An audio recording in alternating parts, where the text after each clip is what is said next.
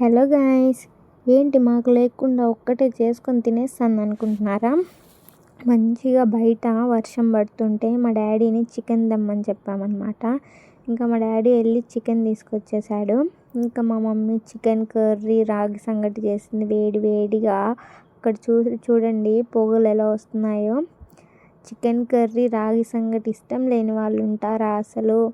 నాకైతే చాలా ఇష్టం, బట్ రేర్గా తింటానన్నమాట. సంగటి ఎక్కువ తినను, అంటే చికెన్ ఉంటే సంగటి, లేకపోతే తినను అసలు నేను. ఇంకా బయట అలా వర్షం పడుతుంటే మేము ఇంట్లో ఇలా వేడి వేడిగా తింటున్నాము టీవీ చూస్తూ. ఇంకా మా చెల్లెలు నా దగ్గర రిమోట్ లాక్కుంది, దయ్యంలాగా చూస్తుంది చూడండి. ఇంకా అందరికీ మా మమ్మీ పెట్టేసింది. మీకు ఎవరెవరికి ఇష్టం రాగి సంగటి చికెన్ కర్రీ కామెంట్ చేసేయండి. అలాగే మీ ఇంట్లో ఈరోజు ఏం వంటలు చేసుకున్నారో కూడా కామెంట్ చేయండి.